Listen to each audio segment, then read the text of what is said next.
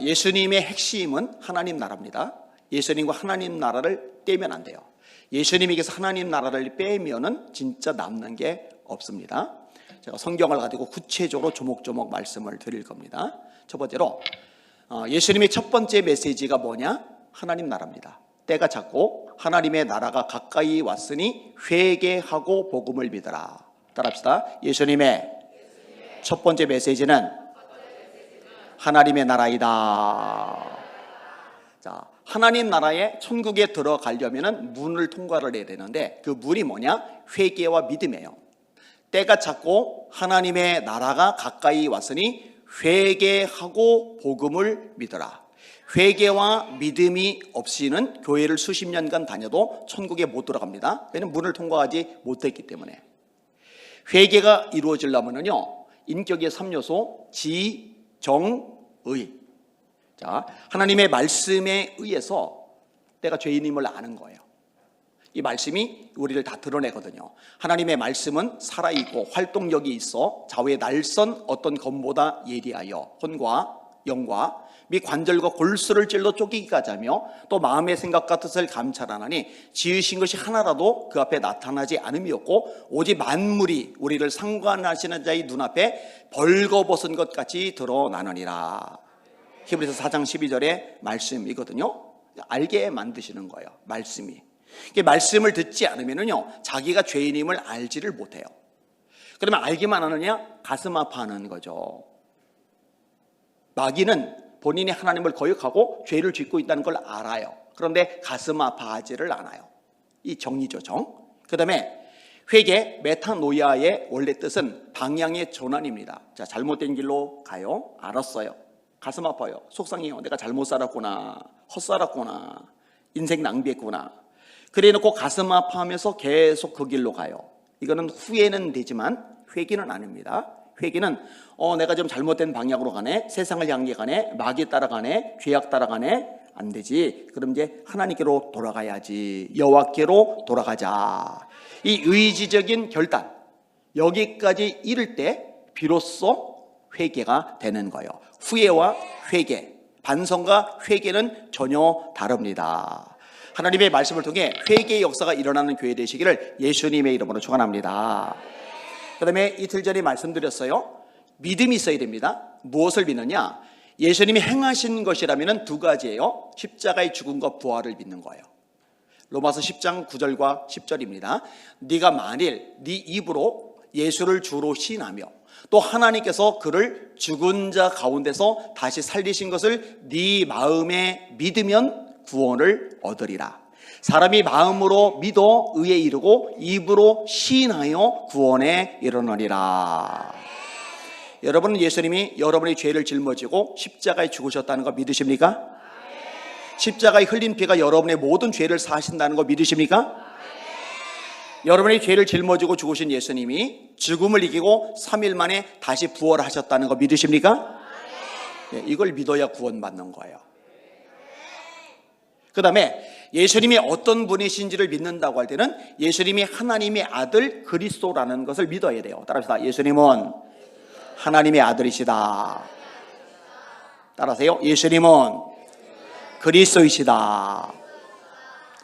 예수님이 제자들 보고 가이사랴 빌립보에서 물어보세요. 사람들이 나를 누구라고 하니? 세례 요한이라고 합니다. 예레미야라고 합니다. 선지자 중에 하나라고 합니다. 그럼 너희들은 내가 누구라고 생각하니? 베드로가 대답합니다. 주는 그리스도시요 살아계신 하나님의 아들이십니다. 그리스도 하나님의 아들. 예수님이 뭐라 하세요? 바요나 시모나 복이 있도다. 이것을 알게 하니는 혈육이 아니요 하늘에 계신 내 아버지시니라. 내가 너에게 천국 열쇠를 주노니. 제 자동차 키를 여러분에게 드리면 여러분은 제 자동차 안에 들어올 수가 있어요. 지금 제 주머니에 호텔 키가 있는데 이 호텔 열쇠를 가지고 있으면 호텔 안으로 들어갈 수 있어요. 제가 제 집 키를 여러분에게 드리면은 여러분은 제 집 안에 들어올 수 있어요. 천국 열쇠를 주신다라는 얘기는 천국에 들어갈 자격을 주신다는 거거든요. 근데 예수님이 누군지를 알고 어떻게 믿는 거예요? 예수님, 당신은 하나님의 아들이시고 그리스도이십니다. 이거를 믿은 베드로에게 천국 열쇠를 주시는 거예요. 마가복음 1장 1절 하나님의 아들 예수 그리스도 복음의 시작이라. 하나님의 아들 그리스도가 여기 또 나와요. 이 성경을 기록한 목적이 요한복음 20장 31절에 나옵니다. 오직 이것을 기록함은 너희로 예수께서 하나님의 아들 그리스도이심을 믿게 하려 하며. 이 성경 기록한 목적이 뭔지 알아? 너희들 알금 예수님이 하나님의 아들이라는 것, 예수님이 그리스도라는 것, 이걸 믿게 하기 위해서야. 하나님의 아들 그리스도이심을 믿게 하려 하며 너희로 믿고 그 이름을 힘입어 영생을 얻게 하려 하심이니라. 정직하게 대답하세요. 예수님이 하나님의 아들이심을 믿으십니까? 예수님이 그리스도이심을 믿으십니까? 자, 예수님이 행하신 것, 십자가의 죽음과 부활. 예수님이 어떤 분이신가? 하나님의 아들 그리스도. 그러니까 하나님의 아들 그리스도 대신 예수께서 우리 죄를 짊어지고 죽으시고 다시 부활하셨음을 믿을 때, 믿고 입으로 고백할 때 구원받는 줄 깨달으시길 바랍니다.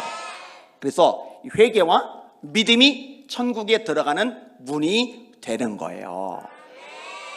예수님의 첫 번째 메시지는 하나님의 나라이다. 자, 두 번째로 따라하세요. 예수님이 제자들 보고 전하라고 하신 것 하나님의 나라이다. 진짜 중요해요. 한 번 더. 예수님이 제자들 보고 전하라고 하신 것 하나님의 나라이다. 예수님이 둘씩 짝지어서 보내세요. 보내시면서 뭐라고 말씀하느냐? 하나님 나라를 전파하라. 주의 종들 하나님의 사람들이 관심을 가져야 될 것은 하나님의 나라예요. 하나님의 나라. 예수님이 이것을 전파하라고 말씀하셨거든요. 그 다음에 세 번째로 따라합시다. 예수님이 가장 많이 가르치신 것 하나님의 나라이다. 여러분, 예수님이 비유 중에 제일 많은 비유가 뭐죠? 천국 비유. 천국이 뭐예요? 하나님의 나라. 하나님의 나라가 뭔지를 우리는 몰라요. 그런데 하나님 나라에서 이 땅에 오신 예수님께서 하나님 나라의 영적 원리들에 대해서 차곡차곡 잘 가르쳐 주신 내용이 하나님 나라 비유, 천국 비유입니다. 자, 여러분이 잘 아는 비유가 있죠. 씨를 뿌려요. 근데 하나는 길가에 떨어지고, 하나는 돌밭에 떨어지고, 하나는 가시떨기에 떨어지고, 하나는 옥토에 떨어져요. 길가는 뭐냐? 사람이 밟고 다니는 곳이 길가예요. 제가 서울신학대학교를 나왔는데 서울신학대학교 성봉 채플 옆에 잔디밭이 있어요. 근데 이 잔디밭에서 학생들이 족구를 해요. 자꾸 족구를 한 6개월 하고 나니까 어떤 일이 생기느냐? 잔디가 다 죽어버리고 그 잔디밭이었던 곳이 길바닥이 돼버려요. 사람이 밟고 다니면 길이 돼요. 딱딱해요. 그러니까 씨앗이 아예 들어가지를 못해요. 이 들어가지 못한 씨앗을 새가 보더니 쪼아 먹어요. 이 새는 마귀예요. 이 씨앗은 말씀이에요. 이 말씀이 우리 심령 마음밭에 떨어져야 되는데, 스며들어야 되는데 스며들지 못하니까, 이거는 예수님이 해석이에요. 깨닫지 못할 때. 제가 우리 성도들 대놓고 가르칩니다. 제일 불쌍한 사람은 병든 사람이 아니에요. 제일 가련한 인간은 빚진 사람이 아니에요. 제일 불쌍하고 가련한 인간은 예배당에 와서 하나님의 말씀을 듣는데 맨날 졸고 딴 생각하느라고 하나님의 말씀을 깨닫지 못하는 사람, 그거 길바닥이거든요. 마귀가 늘 말씀을 빼앗아가요. 구원받지 못하게. 말씀이 들어가야 거듭나고, 말씀이 들어가야 성장하고, 말씀이 들어가야 죄를 멀리하고, 말씀이 들어가야 승리하고, 말씀이 들어가야 하나님의 복을 받습니다. 이게 말씀의 역할이거든요. 제가 다 말씀을 드렸어요, 이 부분에 대해서. 근데 이 말씀이 아예 깨달아지지 못한다. 이거는 비극 중에 비극입니다. 여기는 여러분들 말씀 듣는 태도가 되게 좋아요. 그래서 제가 백 목사님 보고, 목사님 기경을 정말 잘해 놓으셨어요. 말씀 듣는 태도가 너무 좋아가지고 제가 설교하기가 굉장히 편해요. 이 자세 일생 동안 놓치지 마시기를 주님의 이름으로 축원합니다. 우리 교인들이요, 저한테 진짜 잘합니다. 너무너무 잘해요. 그런데요, 이것저것 막 잘해주는데, 제가 제일 좋아하는 사람은 이것저것 잘해주는 사람이 아니라 말씀을 집중해서 제일 잘 듣는 사람. 정말 잘해주는데 말씀 듣는 시간마다 졸잖아요. 배기 싫어 죽겠어요. 안 이뻐요. 진짜로 안 예뻐요. 목사이기 때문에 어쩔 수가 없어요. 말씀을 깨닫는 지혜가 있기를 예수님의 이름으로 축원합니다. 돌밭은 뭐예요? 씨앗을 뿌렸더니 흙이 있으니까 스며들어요. 근데 흙 밑에 돌이 있는 거예요. 뿌리를 깊이 못 내려요. 해가 떴어요? 해는 말씀으로 인한 고난이에요. 그런데 해가 뜨자마자 이 식물이 말라 비틀어지는 거예요. 열매를 못 맺는 거예요. 그럼 이제 탓하는 거예요. 이거는 해 때문이야. 해 때문에 내가 말라 비틀어진 거야. 아니에요. 원인을 밖에서 찾으면 안 돼요. 시련이나 문제나 어려움이나 장애물이나 이것 때문에 내 신앙이 시들해졌다 이렇게 하기 시작하면요 성장할 기회 자체를 못 얻어요. 해 때문에 내 신앙이 시들어진 게 아니라 내가 말씀의 뿌리를 깊이 내리지 못했기 때문에 문제가 생기는 거예요. 여러분, 이 씨앗이 뿌리를 깊이 내리면 물관을 통해서 물을 빨아들이고 채관을 통해서 양분을 빨아들여요. 해가 뜨거울수록 더 잘 자라요. 해가 뜨거울수록 열매를 더 많이 맺어요. 해가 뜨거울수록 더 무성해지는 거예요. 요셉 봐요. 다윗 봐요. 아브라함 봐요. 바울 봐요. 초대교회 성도들 봐요. 햇볕이 내리져요. 시련을 겪으면 겪을수록 아름드리 나무로 커가는 거예요. 열매가 주렁주렁 맺어가는 거예요. 여기는 여러분들이 그런 믿음의 뿌리가 깊은, 말씀의 뿌리가 깊은 신실한 종들 되시기를 예수님의 이름으로 축원합니다. 그 다음에 가시떨기는 뭐예요?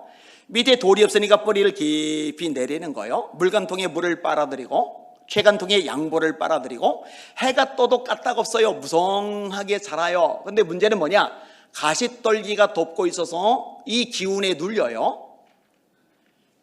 그럴듯하게 자라기는 했는데 열매까지는 못 가요. 이 가시떨기는 뭐냐? 재래의 유혹과 생활의 염려.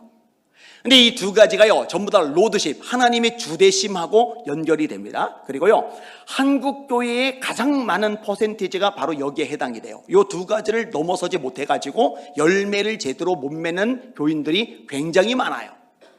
자, 재리의 유혹. 여러분, 사람의 진짜 우상은요 바알이 아니에요. 아세라가 아니에요. 바알과 아세라를 믿고 섬기는 이유는 돈 때문이에요. 돈 많이 벌게 해준다. 이게 아살이고 이게 바알이거든요. 제우스가 아니고 헤라가 아니고 포세이돈이 아니고 하데스가 아니에요. 몰렉이 아니에요. 밀곰이 아니에요. 다곤이 아니에요. 구약에 나오는 우상들, 신약에 나오는 이 우상들. 사람의 진짜 우상은요 딱 하나입니다. 사실 돈이에요. 돈. 그래서 예수님이 너희가 하나님과 바알을 겸하여 섬길 수 없다 이런 말씀 안 하세요. 너희가 하나님과 제우스를 겸하여 섬길 수 없다 이런 말씀 안 하세요. 딱 하나, 너희가 하나님과 재물을 겸하여 섬길 수 없다. 주님 말씀하세요. 삼가 모든 탐심을 물리쳐라. 사람의 생명이 그 소유에 넉넉한 데 있지 아니하니라. 여러분, 인생의 목적을 물질에 두시면은 이거는 반드시 문제가 생깁니다. 그리고 기억할 거, 물질의 목표를 두고 쫓아간다고 물질이 내 것이 되는 게 아니에요. 하나님을 쫓아갈 때 하나님이 물질이 따라오는 복을 주시는 겁니다. 이게 뒤바뀌면 안 돼요. 바울은요 담대하게 가르칩니다. 우리가 세상에 올 때 아무것도 가지고 온 것이 없음에 또한 아무것도 가지고 가지 못하리니 먹을 것과 입을 것이 있은즉 족한 줄로 알 것이니라. 여러분, 먹을 거 있죠? 입을 거 입죠? 다 옷 입었네요. 그러면 족한 줄로 알 것이나 하나님 말씀이에요? 그럼 만족하셔요? 여러분, 이거 만족하셔야 됩니다. 지금 상황에서 만족할 줄 모르는 사람은 하나님께서 물질의 복을 주시면 안 돼요. 물질의 복을 주시면 이 사람은 타락합니다. 망가집니다. 어려운 중에 자족할 줄 아는 사람이 물질의 복이 주어졌을 때 타락을 안 하는 거예요. 다시요. 먹을 것과 입을 것이 있은즉 족한 줄로 알 것이니라. 감사하셔야 돼요. 다음 구절. 부하려 하는 자들은 시험과 올무와 여러 가지 어리석고 해로운 정욕에 떨어지나니 그 사람으로 파멸과 멸망에 빠지게 하는 것이라. 돈을 사랑함이 일만 악의 뿌리가 되나니 이것을 탐내는 자들이 미혹을 받아 많은 근심으로써 자기를 찔렀도다. 누가 맨날 근심으로 자기를 찔러대느냐? 누가 걱정 때문에 맨날 매여서 사느냐? 주님의 말씀은 명확해요. 성경의 가르침은 명확해요. 돈에 욕심을 내는 사람. 왜냐? 욕심을 내는데 욕심만큼 돈이 안 들어오니까 걱정이 늘 끊이질 않는 거예요. 짜증나는 거예요. 원망 생기는 거예요. 책임 전가는 거예요. 내가 왜 이따위 남편 만나가지고 내 삶이 요 모양 요 꼴이야. 저 옆에는 남편 잘 만나서 저렇게 떵떵거리고 사는데. 이거 타락입니다. 이거 뭔가 잘못된 거예요. 여러분 걱정을 하면 지금 10월인데 10월이 가도록 내가 한 명도 전도를 못했어. 이러면 안 되는데. 이런 걸 걱정해야지. 내가 하나님의 말씀을 날마다 사모해서 성경을 읽는데 전력을 다해야 되는데 내가 말씀에 너무 소홀하구나. 내 신앙 이러면 안 되는데. 그걸 걱정해야 되는데. 내가 이 청사교회 부흥을 위해서 헌신하고 봉사하고 예배에 생명을 걸어서 새 가족들이 나를 보고 신앙생활은 저렇게 하는구나. 산 모델이 되어줘야 되는데 내가 예배도 자꾸 빠져쌌고 이렇게 신앙생활하면 안 되는데 이런 걸 걱정해야 되는데 가만히 보세요. 걱정의 99.9%는요 다 돈이에요. 돈 걱정입니다. 그러니까 인생의 주인이 하나님이어야 되는데 하나님이라고 고백은 하지만 사실은 돈이 내 삶을 좌지우지하는 가장 강력한 요소가 되고 있는 거예요. 여러분, 돈이 아니라 하나님이 여러분의 인생의 주님이 되시기를 주님의 이름으로 축원합니다. 이게 명확해져야 돼요. 제가 우리 교인들 기도할 때요, 하나님 저 사람은 물질의 복 주시면 안 됩니다 하는 사람이 있어요. 왜냐하면 이 부분이 정리가 안 됐어요. 그 사람은 물질 들어가면 100% 타락하거든요.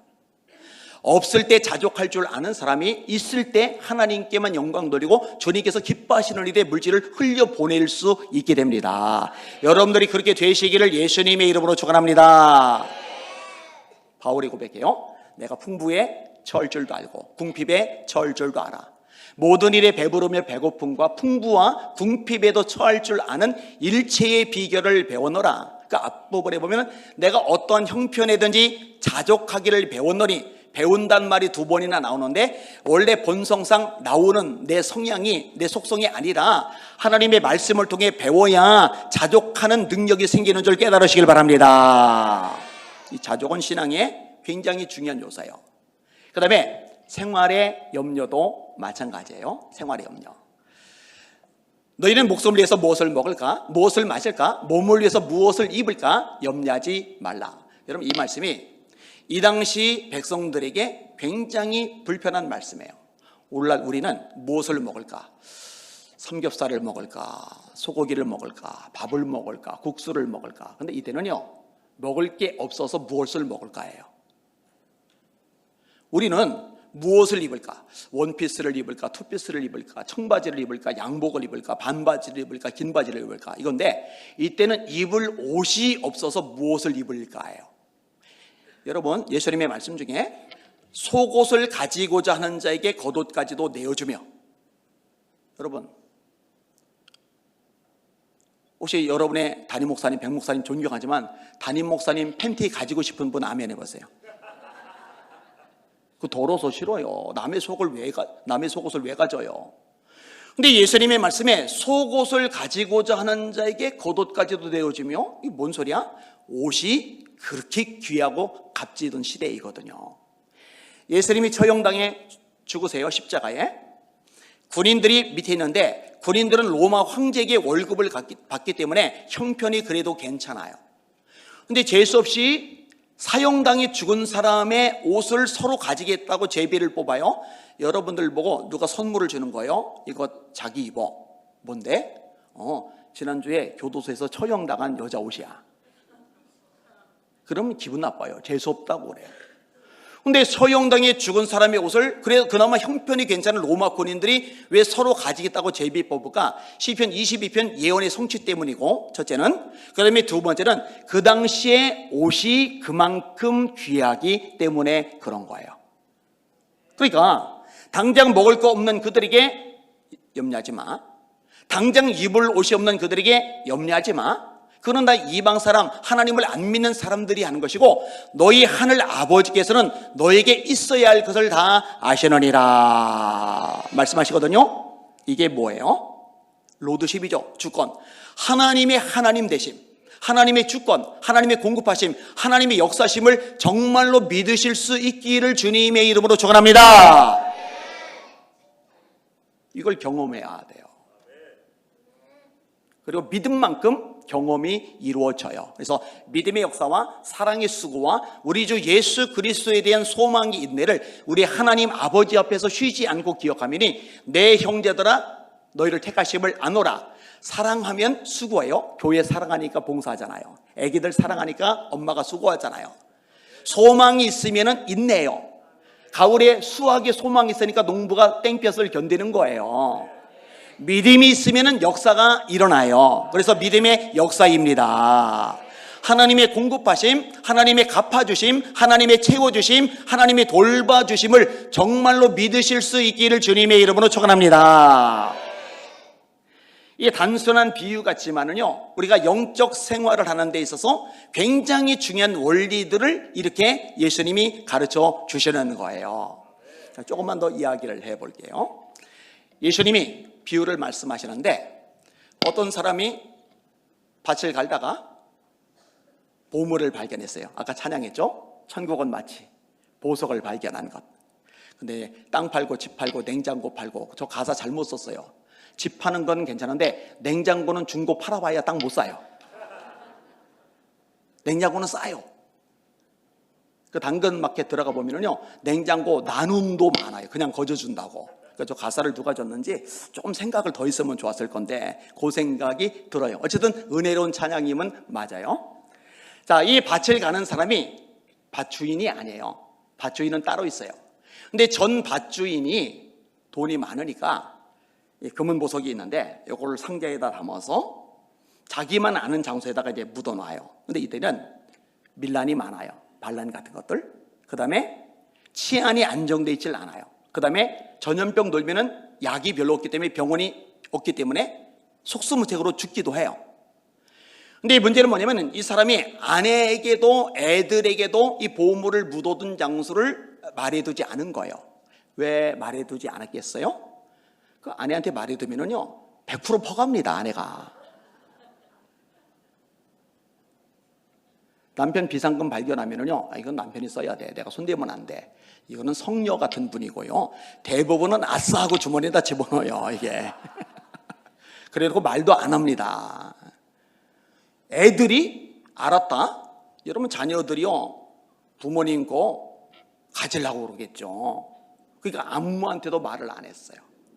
근데 이걸 모르는 유족들이 이 밭을 돌을 바꿔서 임대를 한 거예요. 소작농이에. 이 소작농이 구석구석 밭을 간 거예요. 그래야 더 많이 곡식을 뿌릴 수가 있으니까. 그러다가 뭔가 걸려요. 이게 뭐야 하고 땅을 봤더니 금은 보석이 나와요. 이걸 발견한 사람의 반응이 뭐냐면 기뻐하여예요. 기쁨이에요. 기쁨. 여러분, 천국을 발견한 사람의 특징은 기쁨입니다. 성령 충만한 사람의 특징도 기쁨입니다. 좁은 길을 걸으며 밤낮 기뻐하는 것 주의 영이 함께함이라. 성령의 9가지 열매, 사랑, 희락, 화평, 인내, 자비, 양선, 충성, 온유, 절제. 두 번째 기쁨이에요. 기쁨. 근데 이 보물을 발견하자마자 알리면은 큰일 나요. 왜냐면 땅 주인이 보물을 가져야 되거든요. 그 당시 문화권 속에서 어떻게 하느냐, 집이고 뭐고 있는 거 싹 팔아서 이 밭대기를 사는데 사람들이 저는 미쳤어, 돌았어, 정신 나갔어, 저까지 밭대기 산다고 싹 팔어? 근데 돌았다고 하든 미쳤다고 하든 손가락질 하든 말든 눈 하나 깜빡 안 하고 기쁨이 충만해요. 왜? 보물을 발견했거든요. 여러분, 천국을 발견한 사람, 세상 사람들은 이해를 못해요. 아니 왜 교회에서 목을 매는 거야? 왜 헌금하는 거야? 왜 전도하는 거야? 왜 봉사하는 거야? 왜 헌신하는 거야? 왜 맨날 기도한다고 교회 가가지고 저렇게 생고생하는 거야? 이상해, 미쳤나 봐. 근데 우리는 그러든 말든 신경 안 써요. 왜? 천국을 발견했기 때문에. 제가 예수님 만나고 천국을 발견하고 나니까요, 어떤 대가든 지불하겠더라고요. 아깝지도 않고 고민거리도 안 되더라고요. 사실 이 천국을 제대로 발견하지 못했기 때문에 계산하고 따지는 거죠. 제대로 발견하고 나면은요, 어떤 것도 따지고 계산할 이유 자체가 없어지더라고요. 제가 경험하니까 어려도 알겠더라고요. 여러분, 주님 때문에 은혜 받아 구원받고 하나님의 자녀 되었으며 천국을 소유하게 되었는데 내 목숨이 아깝겠어요? 여러분, 목숨도 아깝지 않아서 드릴 수 있는 사람이 돈 아깝겠어요? 시간 아깝겠어요? 재능 아깝겠어요? 에너지 아깝겠어요? 주님에서 드리고 또 드려도 또 드리고 싶어서 안달이 나죠. 시간이 모자라서 더 드리고 싶은데 드릴 물질이 없어서, 더 많은 것을 하고 싶은데 역량이 모자라서 그게 막 안타깝고 속이 상하지. 내가 이렇게까지 할 필요가 있나? 이런 생각을 할 필요가 없잖아요. 이렇게 예수님께서 비유를 통해서 영적인 원리, 하나님 나라의 원리들을 가르쳐 주시는 거예요. 여기 있는 사람, 모든 분들 한 사람도 빠짐없이 천국을 발견할 수 있기를 주님의 이름으로 축원합니다. 우리 성도들도요, 천국을 발견하니까요, 등 떠물 필요가 없어요. 알아서 전도하러 돌아다녀요. 얼마나 헌신적인지. 제가 목사님들을 만나면은요, 내가 볼 때는요, 우리 성도들이 담임 목사 나보다 낫습니다. 와, 얼마나 막 열정들이 불이 막 타오르는지요. 막 대책이 없어요. 대책이. 그거 천국을 발견한 사람들의 당연한 모습입니다. 당연한 모습. 다시 말합니다. 한 사람도 빠짐없이 천국을 발견하실 수 있기를 예수님의 이름으로 축원합니다. 그다음에 나누는 거 있잖아요. 이렇게 나누는 거. 물고기를 잡았는데 버리고 담고, 알곡과 쭉정이 똑같은 곡식인데 곡간이 들이고 불에 태우고, 또 곡식과 가라지, 이게 또 구분을 하잖아요. 그죠? 10처녀의 비유, 5처녀와 5처녀, 미련하고 지혜롭고, 이게 또 분리가 되잖아요. 그죠? 이렇게 영적으로 구분이 되고 분리가 되는 거예요. 여기는 여러분들은 지혜로운 5처녀 쪽에 있기를 주님의 이름으로 축원합니다. 가라지가 아니라 곡식 쪽에 있기를 주님의 이름으로 축원합니다. 쭉정이가 아니라 알곡 쪽에 있기를 주님의 이름으로 축원합니다. 자, 예수님의 첫 번째 메시지, 하나님의 나라이다. 제자들 보고 전하라고 하신 것, 하나님의 나라이다. 예수님이 가장 많이 말씀하신 것, 하나님의 나라이다. 예수님께서 우리 보고 먼저 구하라고 하신 것, 하나님의 나라이다. 따라합시다. 예수님이 먼저 구하라고 하신 것, 하나님의 나라이다. 너희는 먼저 그의 나라와 그의 의를 구하라. 그리하면 이 모든 것을 너에게 더하시리라. 여러분, 우선순위가 하나님 나라, 하나님의 말씀, 하나님의 진리, 하나님의 교회, 이것이 여러분의 우선순위가 되시기를 예수님의 이름으로 축원합니다. 제가 가만히 생각해 보니까 우리 애들도 하나님의 복을 받았으면 좋겠어요. 말씀으로 창조하셨죠. 말씀으로 구원하시죠. 말씀으로 성장하죠. 말씀으로 죄를 멀리하죠. 말씀으로 영적 전쟁에서 승리하죠. 말씀으로 하나님의 복을 받죠. 이게 16가지 원리거든요. 그러면은 저도 아빠로서 우리 애들이 말씀의 사람이 되기를 원하는 거예요. 이게 우선순위인 거예요. 공부보다. 그래서 저는 성적 점수 몇 점 맞았냐, 이걸로 혼내본 적 한 번도 없고 잔소리도 안 해요. 그런데 꼭 지키게 만드는 거, 초등학교 때부터 주일 오전 예배, 오후 예배, 수요 예배, 금요 예배, 예배는 절대 빠지면 안 돼요.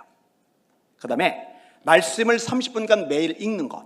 그 다음에 또 하나가 말씀을 암송하는 것. 자, 말씀을 읽고 듣고 공부하고 암송하고 묵상해서 지켜야 되는데, 이 말씀을 묵상하는 게 하나님의 복하고 연결이 돼요. 이 율법책을 네 입에서 떠나지 말게 하고 주야로 그것을 묵상하여 그 가운데 기록한 대로 다 지켜 행하라. 그리하면 네 길이 평탄하게 될 것이라 네가 형통하리라. 여호수아가 좀 걱정이 태산이거든요. 요단강을 건너야 되는데 수영을 할 길이 없어요. 배도 뗏목도 다리도 없어요. 430년간 애굽에서 종살이했고 40년간 광야, 물이 없는 광야를 지냈기 때문에 총 470년 동안 해수욕장에 가본 적이 없어요. 이스라엘 백성이. 이거 어떻게 건너요? 여리고성 어떻게 무너뜨려요? 토송을 쌓아서 다리를 연결해야 되는데 토송을 쌓으려면은 토목 공사할 도구가 있어야 되는데 없어요.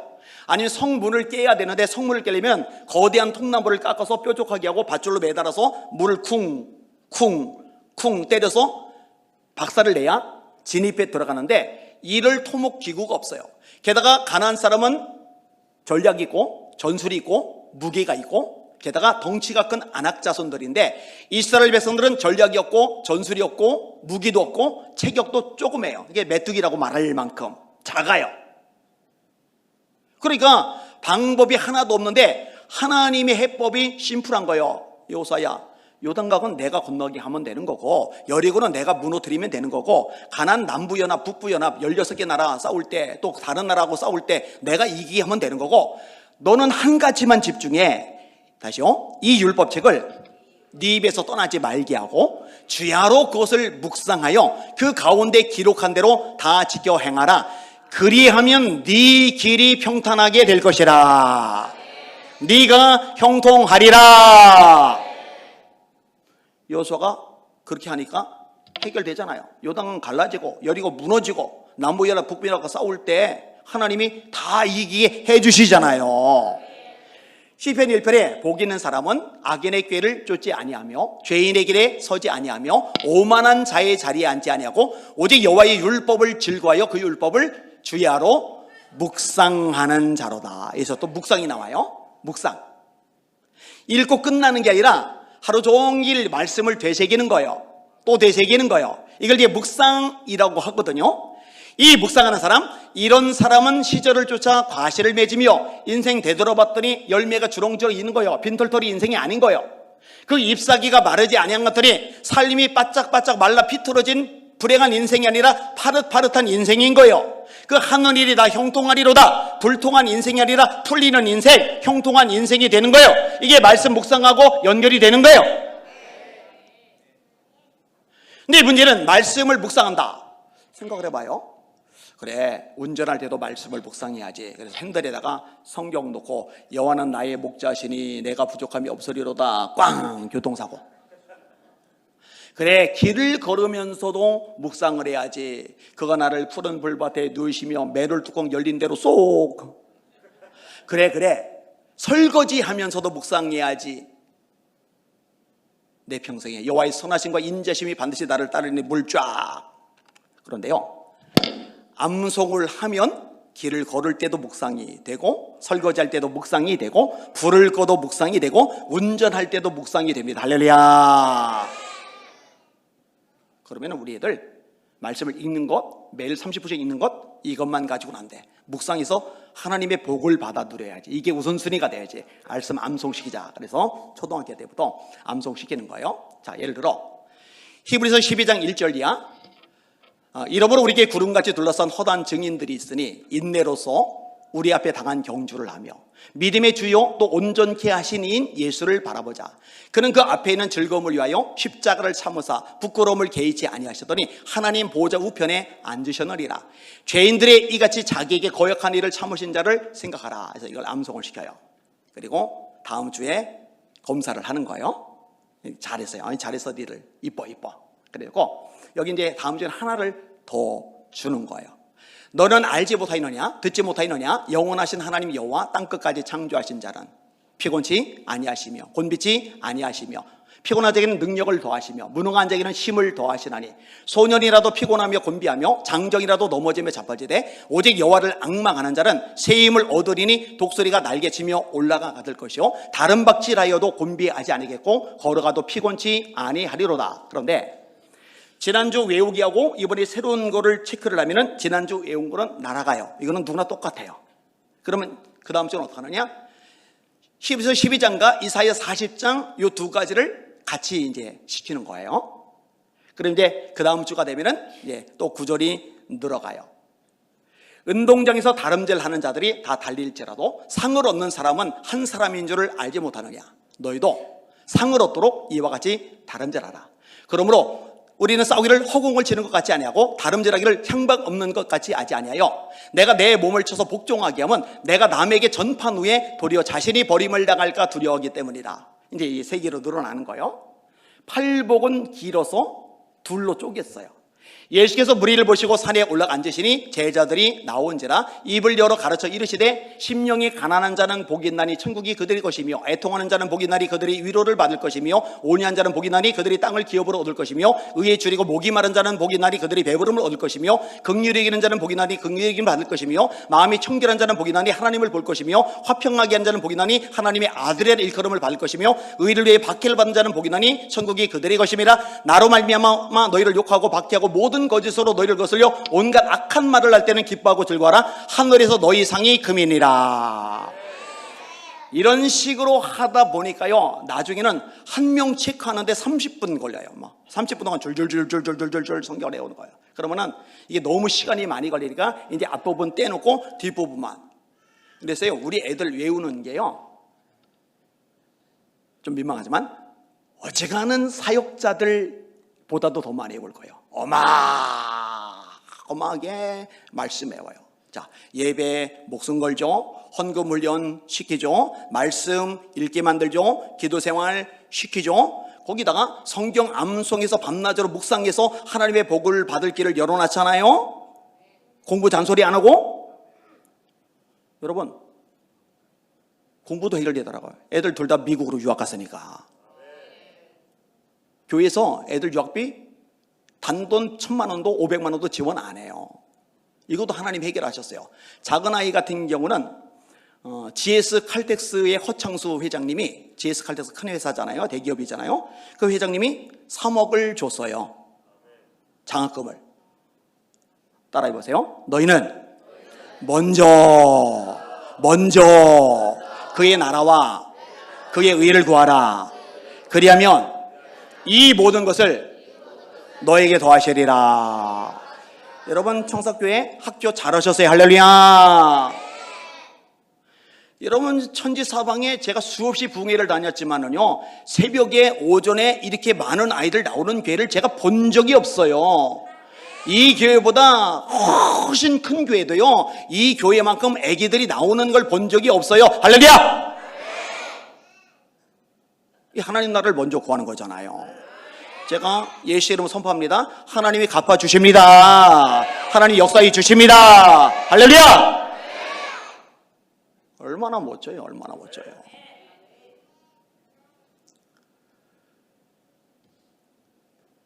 한 청년이 몸이 안 좋아서 병원 갔더니 암이래요. 얼마 못 산대요. 이 청년이 고민이 되는 거예요. 병원비 때문에 고민이 되는 게 아니라, 죽을 것 고민이 되는 게 아니라, 주님 앞에 섰을 때 주님 앞에 내놓을 것이 뭐가 있나, 이게 고민이 되는 거예요. 여러분, 걱정은 그런 걸 걱정해야 돼요. 나 죽으면 어떡해, 이거 걱정이 아니라, 그래서 그럼 남은 생애 동안 주님이 가장 기뻐하시는 일을 하자. 전도, 영혼권. 그래서요, 죽어라고 전도하러 돌아다니는데 30대가 지났는데 안 죽는 거예요. 40대가 지났는데도 안 죽는 거예요. 이분이 목사님 되셨거든요. 제가 속한 게 서울 강서지방인데, 서울 강서지방에 있는 교회들 중에 제일 큰 교회가 됐어요. 그 교회가. 그럼 이 목사님이 그 암 걸렸던 그 의사가 오래 못 살고 죽는다고 했던 거, 그 말 듣고도 열심히 목회를 했으니, 전력 다해 목회를 했으니 한 50대쯤 돌아가셨을까? 아니요, 80 넘겨서 하셨어요. 나 죽으면 어떡해, 나 죽기 싫어, 병원비 어떡해, 이거 누가 마련해줘? 그럴 게 아니라 먼저 주의 나라와 주의 의를 구하라. 그러면 이 모든 것을 너에게 더하시리라. 할렐루야. 이런 걸 경험해야 돼요. 갈림길이 있거든요. 선택의 상황이 있거든요. 이때 결정하는 거예요. 단호하게 선택을 하는 거예요. 다니엘 얘기를 했잖아요. 30일 동안만 문 닫고서 기도하면 돼요. 30일 동안 방 문에 들어가서 기도하면 돼요. 총리 집을 누가 감히 가택수설하겠어요? 근데 30일 동안 눈 가림하는 거죠. 다니엘은요, 어떻게 생각을 해요? 내가 30일 동안 기도를 쉬거나 기도 안 하는 것처럼 문을 닫고 기도할 바에는 내가 하나님의 사람인데 나 떳떳하게 기도하는 거 보이고, 그리고 죽고 말지. 먼저 하나님의 나라를 구하는 거잖아요. 사자굴에 들어갔는데 이 배고픈 사자들이 아가리를 벌릴래야 벌릴 수가 없는 거예요. 발톱으로 후려칠래야 발이 움직여지질 않는 거예요. 서늘한 동굴 속에서 살아있는 모피 덮고 자잖아요. 다리를 고발했던 나머지 신하들, 다리오 왕이 그 동굴 속에 집어 던질 때 땅에 닿기도 전에 그 뼈를 부숴뜨렸더라. 여러분, 코로나 기간에요, 예배가 짓밟혔잖아요. 그죠? 여러분 잘 들으세요. 잘 들으세요. 정치 상관없어요. 이념 상관없어요. 사상 상관없어요. 우리들의 핵심은 말씀뿐입니다.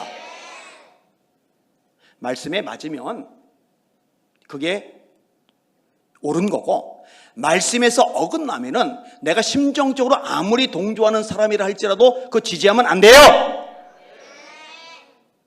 저는 박근혜 대통령 때 그 시청 앞에서 반대 국민대회를 진두지휘를 했어요. 왜 그랬느냐? 할랄 단지, 이슬람 단지를 전국이 조성하려고 그래서 안 돼요. 저는 문재인 대통령 때 막 뭐라 했어요. 왠지 알아요? 예배를 짓밟았거든요. 교계 지도자를 초청해서 뭐라고 이 양반이 얘기를 했냐면은, 예배가 마음의 평화는 줄 수 있지만 바이러스로부터 우리를 지켜주지는 못합니다. 그러면 목사님들이 적어도 목사님들이 가 대통령님, 아닙니다. 하나님이 기뻐하는 예배, 온전한 예배, 살아있는 예배를 드리면, 그래 하나님이 기뻐하시면은 이 코로나도 하나님이 잠재워 주십니다. 여러분 인정하죠? 믿으시죠? 그게 맞는 거예요. 그게 얘기했잖아요. 여의도에서 더현대 서울이 개장을 했는데 10일 동안 200만 명이 모였다고. 하루에 20만 명 하루에. 근데 경찰 공무원 없어요. 교회는 경찰이 공무원이 찾아와요. 교회는 전염되고 거기는 달라붙어가지고 옴짝달싹 못하는데도 전염이 안 돼요? 전처럼 옴짝달싹 못하는데도 전염이 안 돼요? 이 코로나 기간에 예배 알아서 다 포기했던 교회들이요, 지금까지도 회복이 안 돼요. 그때 목숨 걸고 예배를 지켰던 교회들만 유지가 되고 있어요. 여러분, 청사교회 역사에 남을 일, 하나님께서 기뻐하실 훈장받을 일을 하셨다는 거 깨달으시길 주님의 이름으로 축원합니다. 목사님이 잘하신 거예요. 당회원들이 잘 따르신 거예요. 성도들이 잘하신 거예요. 저는 여러분에게 정말 칭찬의 말씀, 격려의 말씀을 드리고 싶어요. 여러분, 하나님 나라가 최우선입니다. 하나님의 말씀이 최우선입니다. 하나님이 최우선입니다. 할렐루야! 이거 헷갈리거나 뒤집어지면은 절대로 안 돼요. 자, 예수님의 첫 번째 메시지, 하나님 나라이다. 예수님이 제자들 보고 전하라고 하신 것, 하나님의 나라이다. 예수님이 가장 많이 가르치신 것, 하나님의 나라이다. 예수님이 먼저 구하라고 하신 것, 하나님의 나라이다. 예수님이 죽으시고 부활하시고 승천하시기 전까지 40일 동안 그 마지막 순간에 말씀하신 것도 하나님 나라이다. 사도행전 1장 3절, 하나님 나라의 일을 말씀하시니라. 아까 얘기했죠? 하나님 나라하고 예수님하고는 뗄래야 뗄 수 없는 관계이다. 하나님 나라를 예수님에게서 빼내면은 예수님께 남는 게 없다. 그러니까 사역 시작부터 승천 전까지 전 과정들 속에서 예수님이 집중하신 것은 딱 하나, 하나님의 나라입니다. 여섯 번째로 예수님이 반드시 기도하라고 말씀하신 것, 하나님의 나라입니다. 하늘에 계신 우리 아버지요, 이름이 거룩히 여김을 받으시오며. 이거는 찬양이죠. 그 다음에 간구의 내용이 나오는데 첫 번째가 뭐냐? 나라. 하나님의 나라가 임하여 주시옵소서. 그럼 하나님 나라가 뭐냐? 여러분, 나라가 되려면 영토가 있어야 돼요. 대한민국 땅. 국민이 있어야 돼요. 대한민국 백성들. 그 다음에 주권이 있어야 돼요. 일제 때 주권이 없으니까 손기정 선수가 태극기 아니라 일장기를 달고 출전하잖아요. 금메달 땄을 때, 마라톤 우승했을 때 우리나라 국가가 아니라 일본의 국가가 울려 퍼졌잖아요. 그게 통치권이 없어서 그래요. 그게 뭐냐? 아주 중요한 나라의 핵심 키워드예요. 자, 이게 왕의 나라의 강대상이.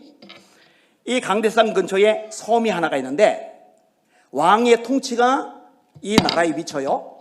그런데 이 섬에는 못 미쳐요. 저 먼 나라 왕의 통치가 이 섬에 비쳐요. 그러면 아무리 가까이 있어도 이 섬은 이 왕의 나라가 아니라 저쪽 나라 왕의 땅이에요. 근데 이 섬이 저 끄트머리에 있는데 이 왕의 통치가 미쳐요. 그러면 아무리 멀리 떨어져 있어도 거기는 이 왕의 나라예요.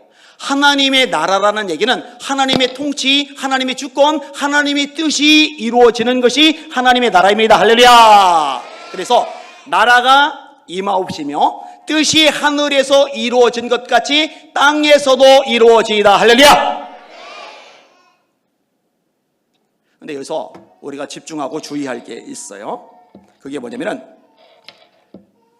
뜻이 하늘에서 이루어진 것 같이 교회당 안에서도 이루어지게 해주세요. 예수님은 이렇게 기도하라고 말씀하지 않으셨어요? 뜻이 하늘에서 이루어진 것 같이 땅에서도 이루어지게 하여 주시옵소서. 그러니까 우리가 발을 디디고 있는 세상의 모든 영역 속에서 하나님의 뜻이 이루어져야 됩니다. 제가 사실은 여기 오고 나서 우리 백 목사님하고 이야기 나누면서 얼마나 기뻤는지 몰라요. 얼마나 감사했는지 몰라요. 유럽 집회 가서 진짜 보물을 만나게 하셨구나. 그래서 박용관 목사님 들어가 있는 그분이 이제 소개를 해서 여기 오게 됐는데, 보물 같은 목사님 만났다고 제가 공개적으로 썼어요. 보통은 자기 교회, 우리 예배당안, 여기서 모이는 거, 여기까지밖에 생각이 못 미쳐요. 그거는 비성경적이에요. 잘못된 거예요. 여러분, 하나님의 뜻은 예배당만이 아니라 이 땅 전역에 미쳐야 된다는 거 여러분 깨달으시길 주님의 이름으로 축원합니다. 여러분, 정치 영역에도 하나님의 뜻이 이루어져야 됩니다. 링컨이 대통령이 됐죠. 그분의 비전은 노예 해방이에요. 남부에서 농장이 많기 때문에 노예가 많이 필요하고 노예 해방시키려는 북부하고 이탈하려고 나라를 쪼개려고 해요. 그래서 미국의 남북전쟁이 발발을 해요. 이 링컨은 공화당 멤버인데 공화당에서조차도 링컨이 재선하기는 힘들겠다. 그런데 재선이 돼요. 그리고 마침내 승리로 이끌고 미국 전역에서 노예를 해방하는 쾌거를 이뤄내요. 여러분, 사람이 사람을 돈 주고 사고 파는 것은 하나님의 뜻이 아니에요. 사람을 돈 주고 사고 파는 것을 없애는 게 하나님의 뜻이 이루어지는 겁니다. 그래, 아멘. 영국에 윌버포스라고 있어요.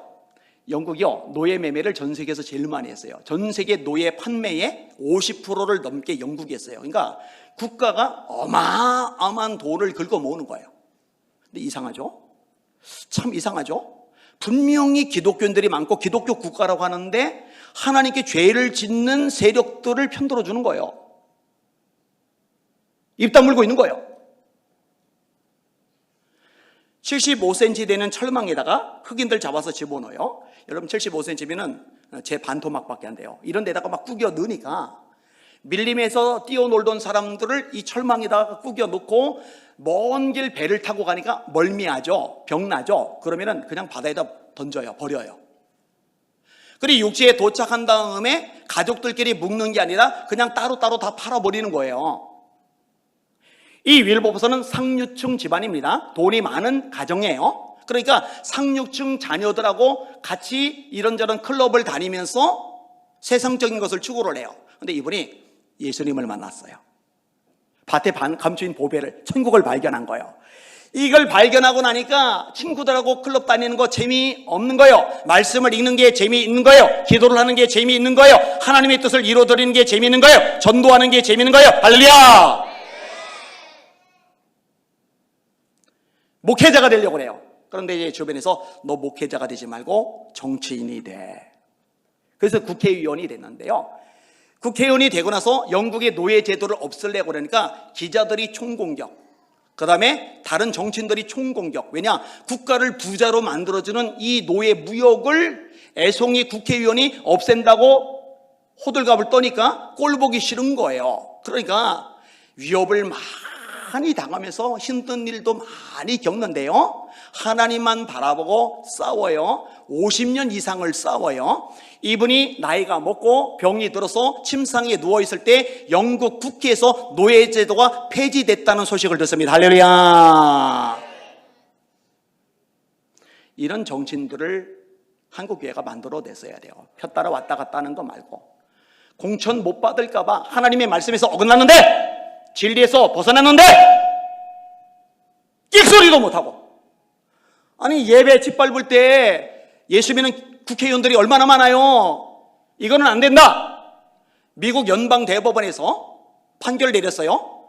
코로나19 방역보다 헌법에 보장된 종교의 자유, 수정헌법 1조에 따라서 종교의 자유가 우선한다. 네바다 주에서는 교회 예배 제재했던 이 상황에서 이 네바다 주가 교회들에게 배상까지 했어요. 우리 대한민국 헌법에도요, 최고 높은 곳에 신앙의 자유, 종교의 자유가 있어요. 할렐루야. 당리당략이 우선이 아니라, 배지가 우선이 아니라, 자기 당이 우선이 아니라 하나님의 말씀이 우선인 국회의원. 할렐루야. 그런 대통령. 할렐루야. 이거를 한국교회에서 배출해 내야 되는 거예요. 이 교회가 이상하더라고요. 뭐 너무 연어 식당을 만들질 않나, 갈비집을 만들질 않나. 그런데 일자로 창출, 알바를 하고 예배 못 드리는 사람들 예배 드릴 수 있도록. 여러분, 그거 잘하는 거예요. 이디야? 잘했어요. 학교는 아까 말했죠. 잘했어요. 여러분, 모든 영역, 모든 분야 속에 파고 들어가서 거기서 하나님의 뜻이 이루어져야 됩니다. 할렐루야. 이거 돼야 해요. 미디어도 되게 중요하잖아요. MBC의 박성준 PD라고 있어요. 이 PD가 원래는 중이 되려고, 굳이 스님이라고 할 필요 없어요. 스님 하면 목사님 해야 되는데 언론에서는 목사 그러고 스님 하거든요. 이 스님은 높여 부르는 거예요. 아니면은 중이라고 하든지 승려라고 하든지 아니면 스라고 하든지. 그래야지 이제 공평하죠. 근데 장래가 촉망되는 승려 후보자예요. 열심히 염잘 걸리면서 이제 잠시 후면 정식 승계를 받아서 정식 승려가 되는데, 열심히 이거 굴리면서 나름대로 불교식으로 기도를 하는데 느닷없이 입에서 영광 영광 할렐루야, 영광 영광 할렐루야, 영광 영광 할렐루야, 곧 승리하리라 찬송가가 나와버린 거예요. 그래서 그리고 스승님 찾아가서, 스승님, 스님, 내가 잠시 후면은 이제 정식 승려가 되는데 내 입에서 찬송이 나와서 이게 어떻게 된 거죠? 그랬더니 그 스승이 하는 말, 나는 찬송가 쪽은 전문가가 아니다. 그쪽 전문가는 저기 교회니까 교회 목사 한번 찾아가 봐라. 그래서 교회를 가본 거예요. 머리 민 채로. 그리고 목사님 설교 듣다가 은혜를 받았어요. 기독교인이 됐어요. 할렐루야. 하나님 역사죠. 그리고 MBC에 입사를 했어요. 그때 어떤 일이 있었느냐, 월드컵 열풍, 붉은 악마가 되자. 기억나요? 여러분, 그거 굉장히 끔찍한 얘기입니다. 악마는 마귀예요. 마귀가 되자. 근데 정신 나간, 제가 좀 거칠게 말할게요. 미치광이들이죠. 교회에서 붉은 악마가 되자 티셔츠 입고 단체 응원한 교회들 있어요. 한 번 더, 미친 거예요, 그건. 어디 마귀가 되자 그런 걸 써붙여요.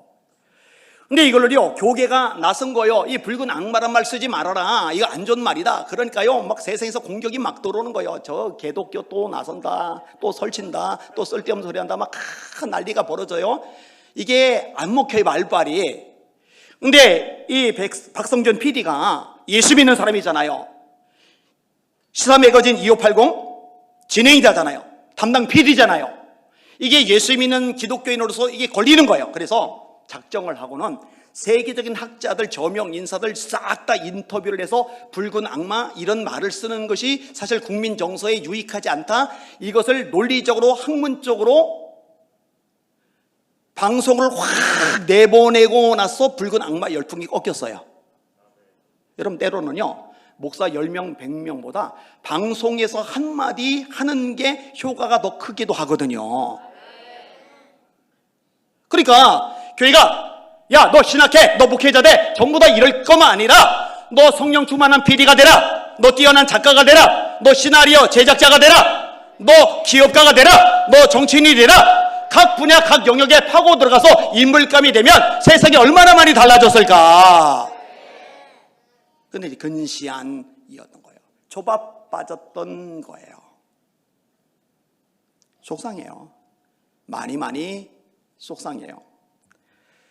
여러분, 그 김수연 할머니 작가잖아요. 유명한 작가잖아요. 이 작가가 인생은 아름다워라는 드라마를 내보냈는데 그게 동성애를 그럴듯하게 멋있게 미화한 내용이거든요. 이거 막는다고요?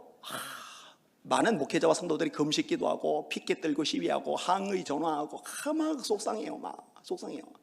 제가 그때 우리 교인들하고 통성 기도하면서 하나님, 이런 작가가 영향력 휘둘리고 이 작가가 얼마나 대단하면요, 톱 탤런트도요 껍벅 죽어요. 막 수건 이게 굽신굽신돼요. PD들도 굽신굽신돼요. 그래서 나 쟤 쓰기 싫어 그러면 빼야 돼요. 얼마나 작가가 위세가 막강한지. 하나님, 저런 작가가 힘 계속 있으면 안 됩니다. 몰락하게 해주세요. 기도를 했는데요. 그 다음에 나온 드라마가 망하고 그 다음 드라마도 또 망하고 요즘은 잘 안 나와요. 그죠?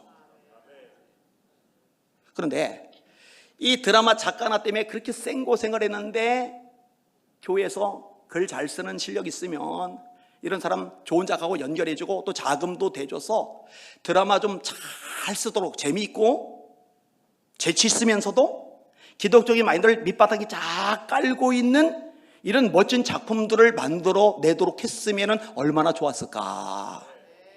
제가 무슨 말 하는지 이해가 되시는 분들만 아멘. 아멘. 이집트 왕자 애니메이션 인기 끌었죠. 나니아 연대기. 그거 저자가 C.S. 루이스입니다. 기독교 변증학 교수예요. 순전한 기독교라는 책을 쓴 분입니다. 그 나니아 연대기에서 나오는 사자 아슬란, 이 아슬란은 예수님을 말하는 거예요. 근데 이게 일반 극장에서 상영이 되고 수많은 사람들이 본단 말이에요. 영향을 받는단 말이에요. 얼마나 멋져요. 극장은 귀신 소굴이야, 마귀 집단이야, 극장 따위 가지 말고 관심도 갖지 마가 아니라 영화 감독들을 교회에서 많이 키워냈으면 얼마나 좋을까. 제가 무슨 말 하는지 정말로 이해되시는 분들만 아멘. 이런 거 놓치면 안 되는 거예요. 제가 20년 전부터요, 앞으로 인터넷 중요하다, 너무너무 중요해질 거다, 이 부분을 기독교가 선점을 해야 된다, 그러니 좀 움직여라 하는데요. 그때는 제가 30대 젊기도 하고 지금만큼의 영향력도 없고 안 움직여요. 근데 그때부터 한국 교계가 움직였더라면 유튜브든 페이스북이든 트위터는 이제 X로 바뀌었죠. X든. 그래서 저 혼자서 이제 했던 게 페이스북에다가 그룹을 만들어요. 한국문단, 시인마을, 그 다음에 사진세계, 그 다음에 영화 이야기. 관리자가 되면 어떤 장점이 있느냐, 영화 이야기를 막 이 사람 저 사람이 막 올려요. 지금 2만 명 이상 있으니까 막 올리는데 그 중에 이상한 영화 자꾸 올리는 사람은 살짝 강퇴시키면 돼요. 그럼 그 사람 못 올려요. 그리고 정말 괜찮은 가치관을 심은 영화를 누가 올리면은 요거를 고정을 시켜놓으면은 나머지는 뒤로 밀려나는데 요건 그대로 있어요. 이런 식으로 이제 만들어 가는 거예요. 이게 얼마나 유용하고 도움이 되는지 몰라요. 여러분한테 조계종이 한국 교회를 완전히 말아먹으려고 작정을 했었어요. 이 조계종이 만든 단체가 종자연입니다. 이 종자연이 권한을 위임받은 국가기관이 국가인권위원회입니다. 이 국가인권위원회를 국민들이 잘 몰라요. 이 국가인권위원회가 동성애를 지지해주는 단체예요. 법무부 장관 차관, 교육부 장관 차관, 행안부 장관 차관. 그런데 이 국가인권위원회는 위원장 장관급, 그 다음에 10명의 위원 차관급이 10명이에요. 그래서 이 인권위원회가 국방부에다가 압력을 가면 국방부가 깨갱해요. 법무부가 깨갱해요. 교육부가 깨갱해요. 이 막강한 파워 집단입니다. 이 막강한 파워 집단의 권한을 위임받은 종자연이 미션스쿨, 예배, 성경 공부, 기도 다 폐지시켰어요. 나는 이때도 막 미쳐 죽는 줄 알았어요. 한국에 뭐하지? 왜 안 싸우지? 저 산속에 처박혀 있어야 되는 불교조차도 종자연을 만들어서 왜 그랬느냐? 불교는 점점 약해지고 기독교는 점점 강성해지는데 불교 중심 인물들이 판단한 거예요. 왜 기독교가 강하냐? 어릴 때부터 신앙을 심어줘서 그렇다. 미션 스쿨 때문이다. 우리 불교 쪽 학교들은 없는데 기독교 학교는 너무 많다. 그러면은 기독교 미션 스쿨들 중학교, 고등학교, 초등학교 이거를 박살내면 더 이상 젊은이들이 교회로 가지 않을 거다. 그래서 다 박살낸 거거든요. 근데 이거를 놓쳤어요. 뒤늦게 반응했지만 이미 타격을 어마어마하게 받았어요. 제가 신성고등학교 나왔는데 미션 스쿨입니다. 예배가 계속 진행돼요. 성경 공부를 해요. 선생님 한 분은 마지막 시간은 복음만 전해요. 이것 때문에 예수 믿는 아이들이 계속 나왔었는데 싹 다 중단이 돼버렸어요. 잘려나갔어요. 속상해요. 에릭 리들 얘기하고 마칠게요. 선교사님의 아들로 태어났어요. 근데 태어났는데 애가 죽는데요. 의사가 못 산대요. 근데 선교사님 어머니가 믿음이 좋아요. 애를 놓고 목숨을 걸고 기도를 하는 거예요. 하나님은 전능하십니다. 치유의 하나님입니다. 살려주십시오. 살았습니다. 할렐루야. 그런데 오랫동안 침대에 누워있다 보니 다리를 못 써요. 걷지도 못하고 서지도 못하고 뛰지도 못해요. 의사도 안 된대요. 이거는 근육도 뭐도 형성이 전혀 안 됐기 때문에 이 아이는 걸을 수 없습니다.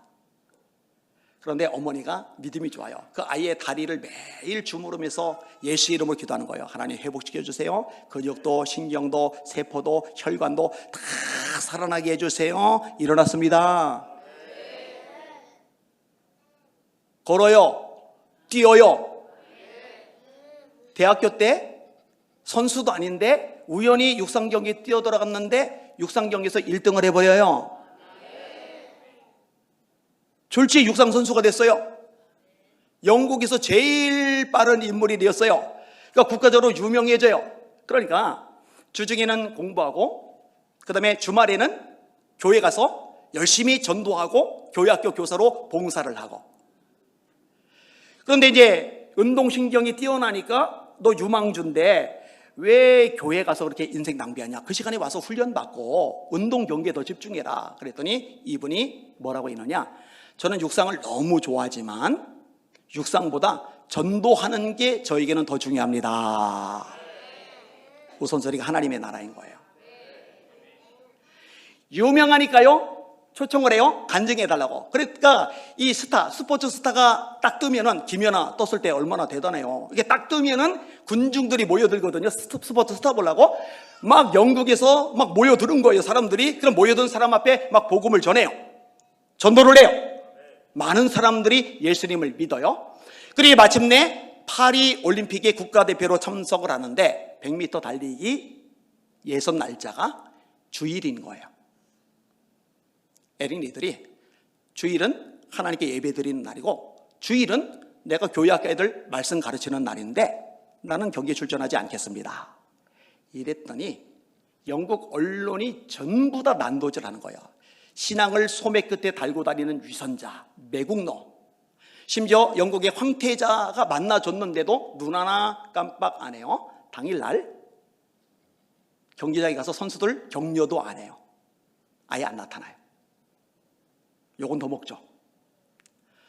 그 다음에 자기 본 경기가 아니에요. 이분은 100m 경주자니까 400m 경주에 꼽사리로 끼듯이 이제 출전을 한 거예요. 이 400m는 이미 세계 신기록을 가진 임바흐, 피치, 호레이스 이런 사람들 유명하잖아요. 400m. 에릭 리틀이 뛰는데 400m 앞부분을 200m를 뛰는데 마치 100m를 뛰듯이 뛰는 거예요. 그러니까 전문가들이 저러면 저 심장에 문제 생기는데 저 끝까지 못 뛰는데 저러다 쓰러지는데 근데 나머지 200m도 100m 뛰듯이 뛰면서 세계 신기록을 세우면서 금메달을 따버려요. 그러니까 영국 언론이요 얼마 전까지만 해도 막 난도질을 했었는데 딸지 몰랐던 400m에서 금메달 따니까 전부 다 바뀌어가지고 막 열광적으로 칭찬을 하기 시작을 해요. 그리고 수많은 언론들이 인터뷰한다고 왔는데 이렇게 말하는 거예요. 처음 200m는 내 힘으로 뛰었고 나머지 200m는 하나님이 주시는 힘으로 뛰었습니다.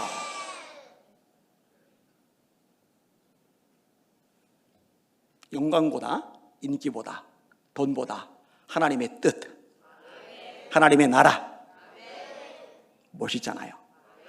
워낙에는 이 청사교에서 이런 인물감들이 하여튼 확고부동한 주관을 가지고 나는 하나님의 뜻에 내 인생 걸어서, 내 목숨 걸어서, 내 존재를 여기 걸어서, 그리고 결단하고 선택하고 하나님이 보시고 기뻐하시고 세워주시고 높여주시고 축복하시고 기적을 행하시는 역사들이 끝없이 일어나기를 예수님의 이름으로 축원합니다. 축원합니다. 축원합니다. 그게 진짜 교회다운 교회, 성경적인 교회, 주님이 기뻐하시는 교회이겠죠. 아까도 말했듯이 우리 백윤영 목사님, 얼마나 코드가 잘 맞는지 저거 똑같아요. 제가요, 우리 교인들 보고 대놓고 그래요. 여러분, 내 교회, 네 교회 없어요. 다 예수님의 교회입니다. 그리고 우리 교회만 잘 되면 안 됩니다. 한국교회가 다 잘 돼야 됩니다. 갑자기 기도시켜요. 하나님, 한국교회 교회들마다 전부 다 죄다 학교들 세우게 하여 주시옵소서. 교회당, 예배당 안에만 같이 있지 말게 하시고 세상 곳곳에 파고 들어가 하나님의 뜻이 그 땅에서도 이루어지게 만드는 능력 있는 교회, 성경적인 교회, 주님이 기뻐하시는 교회들로 세워주시옵소서. 끝없이 그 기도하는 거예요. 어제겠죠? 뇌수술 앞에 놔두고서도 저 살려주세요, 고쳐주세요, 우리 애들, 우리 교회 한마디도 기도해 본 적이 없다고. 그냥 한국교회. 그런데요, 그렇게 하니까 나머지 것들이 다 해결되고 저절로 풀어졌다고 말씀을 드렸잖아요. 이게 영적인 원리거든요. 굉장히 중요한 부분을 성경 공부하듯이 조목조목 말씀을 드렸어요. 자, 정리를 한번 해봅시다. 따라합시다. 예수님의 첫 번째 메시지, 하나님의 나라이다. 예수님이 제자들에게 전하라고 하신 것, 하나님의 나라이다. 예수님이 가장 많이 가르치신 것, 하나님의 나라이다. 예수님이 먼저 구하라고 하신 것, 하나님의 나라이다. 예수님이 승천 전까지 말씀하신 것, 하나님의 나라이다. 예수님이 반드시 기도하라고 하신 것, 너희는 이렇게 기도하라. 해도 되고 안 해도 되는 게 아니에요. 그 기도 해야 돼요. 이렇게 기도하라. 다시 한번, 예수님이 반드시 기도하라고 하신 것, 하나님의 나라이다. 제가 예수 이름으로 축복합니다. 청사교회를 통해서 하나님의 나라가 광주 땅에 확장되시기를 축원합니다. 백 목사님과 청사교회 통해서 이 전라도 땅에 하나님 나라가 이루어지기를, 하나님의 뜻이 이루어지기를 축복합니다. 그리고 계속 반복해서 말씀드려요. 하나님, 호남만이 아니라 저기 충청권으로도 올라가고 서울까지 하나님 나라를 확장시키며 강력한 영향력을 미치는 백 목사님과 청사교회 되기를 예수님의 이름으로 축복합니다. 믿음대로 될지어다.